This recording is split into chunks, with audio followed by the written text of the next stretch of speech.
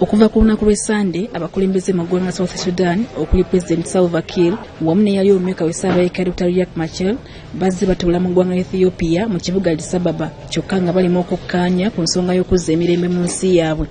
Bano basinkanye abakulembeze abawera okuli Ahmed Abiy ono nga ye Minisita wa Ethiopia, President wa Uganda General Kaguta Museveni wamu ne General Omar el-Bashir owa Sudan eyali abatwala. Kyokka olwaleero bano Bakkanyizza ne bateeka omukono ku ndagaano y'okumalawo okwerumaluma mu nsi yaabwe naddala nga bateeka wansi ebyokulwanyisa. Ebirala ebikkanyiziddwako kuliko okulaba nga bagatta amagye gonna wamu n'okulaba nga bakolagana n'omukago gwa Africa basobole okuteeka endagaano eno mu nkola. President Kiir wamu ne Dr. Riek Machar bakkiriziganyizza ebibuga bisatu okuli Juba, wamu ne Malakal okubeera nga muli ebitebe by'abamyuka ba Pulezidenti abasatu.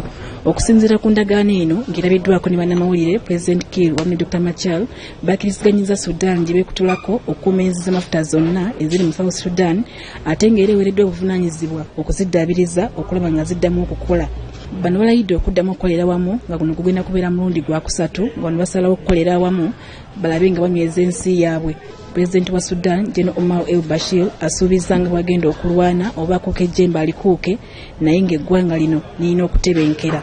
Wabula bino ebijjidde nga General Bashir aliko ekiwandiiko ky'amulabyeko kuwaata nga yeetagibwa kkooti y'ensi yonna ewisa bakalintalo aweerembe n'emisango gy'okutta abantu mu kitundu ky'e Darfur nga wadde amawanga ga Africa gonna gaagaana okumukwata